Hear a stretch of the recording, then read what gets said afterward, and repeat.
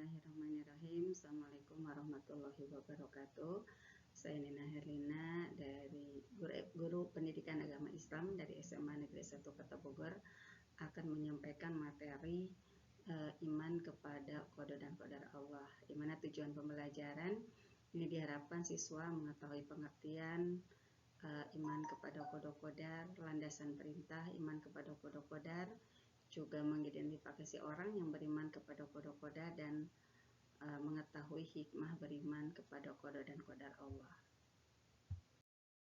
Adapun pemahaman terhadap qada dan qadar Allah ini masyarakat bermacam-macam, diantaranya pertama adalah kaum Jabariyah atau fatalis atau predestination.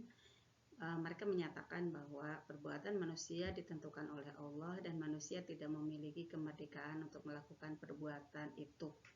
Perbuatan manusia telah ditentukan dari semula oleh qada dan qadarnya Allah.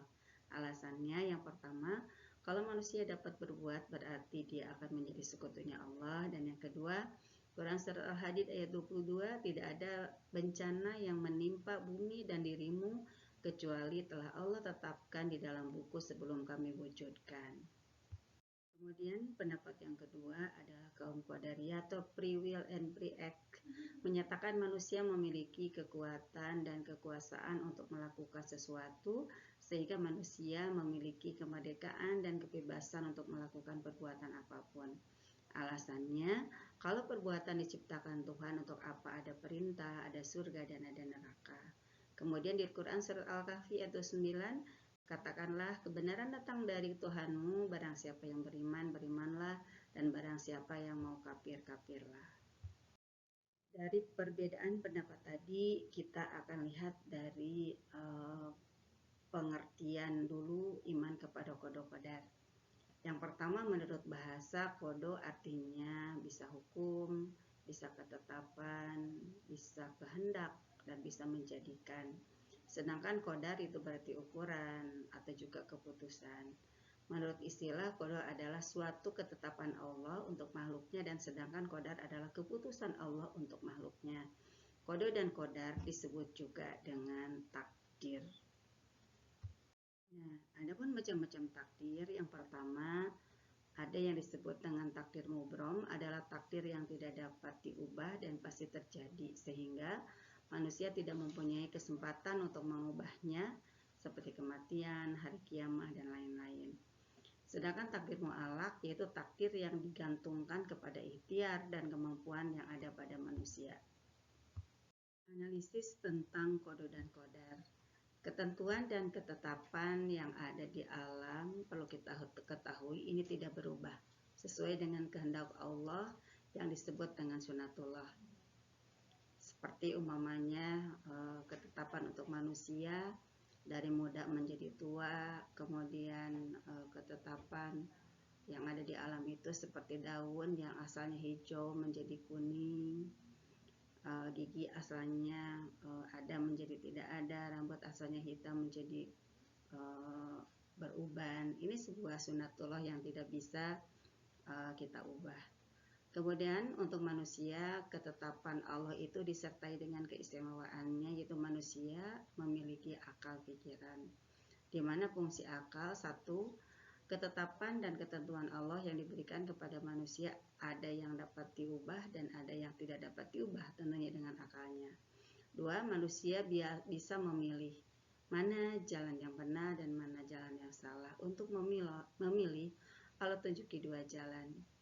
Fahadainahu najdain, Allah tunjuki dua jalan, ada jalan yang benar dan ada jalan yang salah, sehingga kalau memilih jalan yang benar pasti selamat dan ujungnya surga, dan yang memilih jalan yang salah pasti ujungnya celaka dan ujungnya neraka.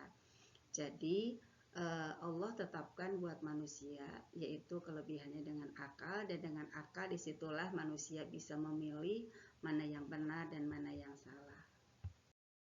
Untuk mengimani qada dan qadar Allah, tentunya kita harus memenuhi atau memiliki beberapa syarat supaya benar. Yang pertama adalah harus memiliki ilmu pengetahuan, karena ini makanannya akal.